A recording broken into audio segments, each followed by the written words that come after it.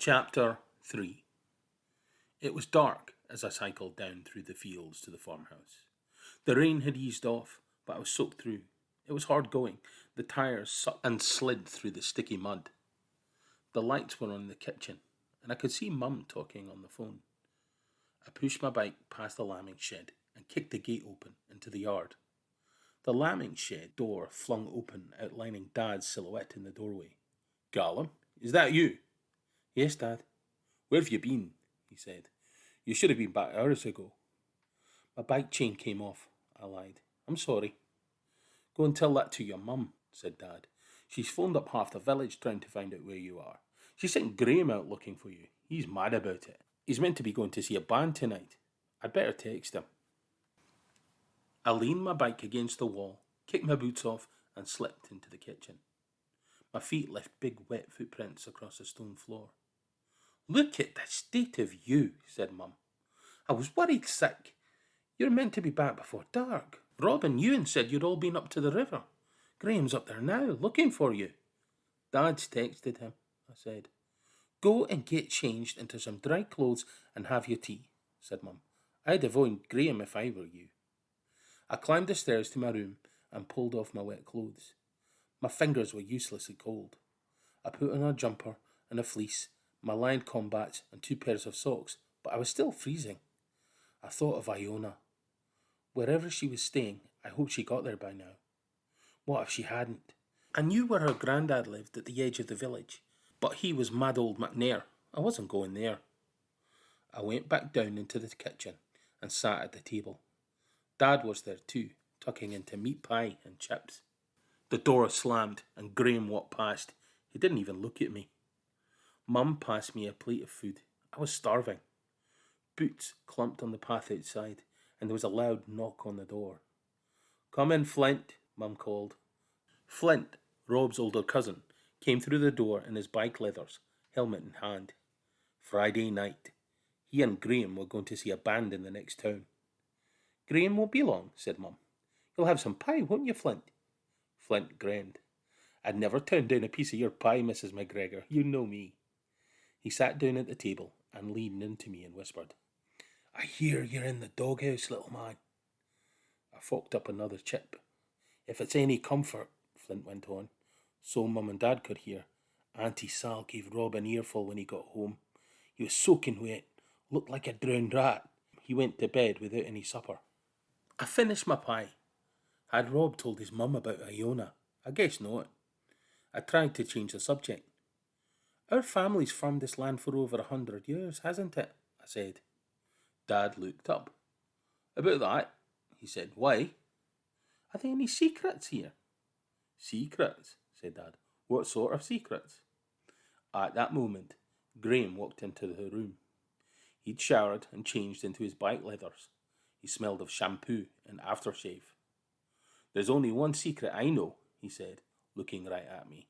"It's the shallow grave I'll shove you in if you ever make me late again." "Graham!" said Mum, but Graham was already on the way out through the door. "Thanks, Mrs. McGregor," said Flint, following Graham out into the yard. Their motorbikes roared into life, and I watched as the headlights zigzagged down the farm track. "I can't think of any secrets," said Dad. "Why'd you ask?" I shrugged my shoulders. "It doesn't matter," I said. But deep inside, I couldn't help feel that there was something none of us knew about, a secret hidden somewhere in the hills and valleys of our farm. And tomorrow, I was going to find out. Chapter 4. I sat down at breakfast the next morning with my thick fleece jacket and my rucksack by my side. "Where do you think you're going?" said Mum. "Out," I said. She raised her eyebrows. "I don't think so. Not after last night. But Mum—" "We're going to town this morning," said Mum, pouring some tea. "Dad's got sheep feed to pick up and I've got shopping to do." "I'll stay here," I said. "Graham's here." "He's still in bed," said Mum. "You'll come with us." I slammed my spoon into my bowl. "It's not fair." Dad looked at me over the top of his paper and sighed. "I need someone to look after those 2 lambs. The first of you wasn't even interested in them last night. We'll need to bottle feed them until we can find another ewe." "I'll do it," I said. I don't want to go to town. Mum glared at Dad, then turned to me. Ah, you'd only get under my feet. You can stay as long as you promise to stay near the farmhouse. I promise, I said, but underneath the table, my fingers were crossed. I stood at the sink and stirred milk powder for the lambs into a jug of warm water and watched Mum and Dad drive away down the lane. I poured the milk into 2 clean bottles and tucked them under my jacket, grabbed my rucksack and headed out to the lambing shed.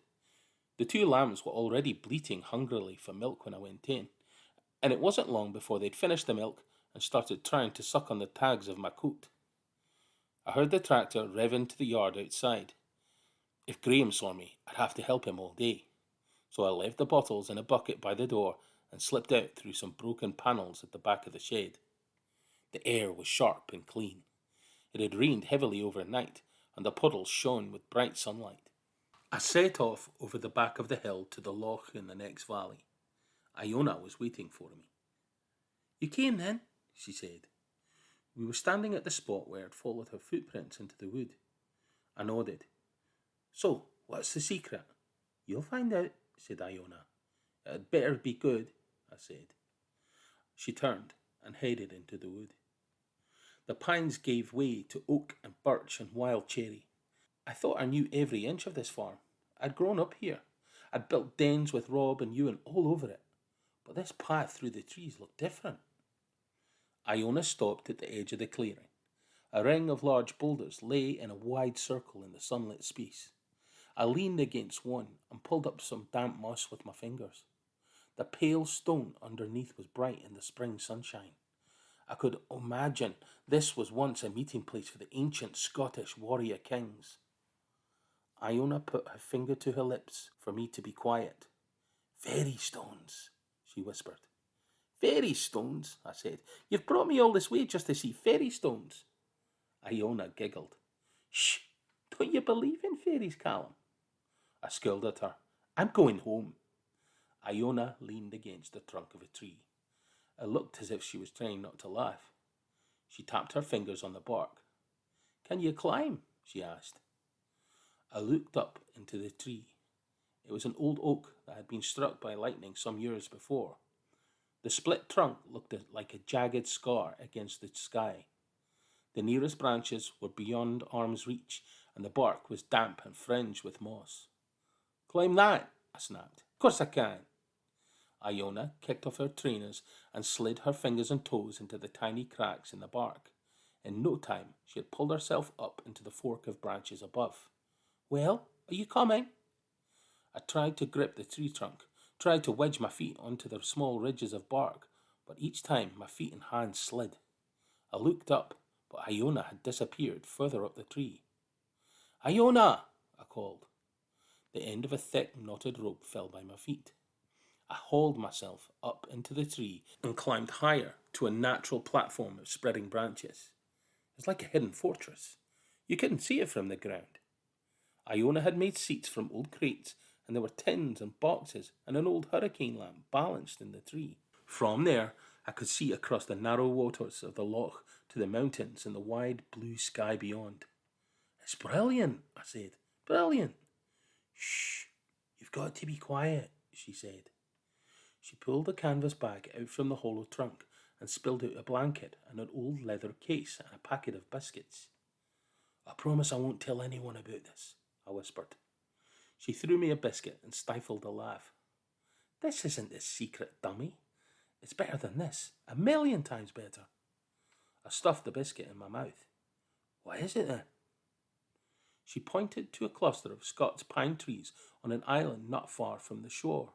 The tall, bare trunks were crowned by a spread of branches, dense with green pine needles. From a platform of crates, we were level with the flattened treetops. What's so special? I said. Open your eyes, Callum, said Iona. Look. I still couldn't see what she was pointing at. A pile of sticks lay on the topmost branches, like driftwood stacked on a high tide.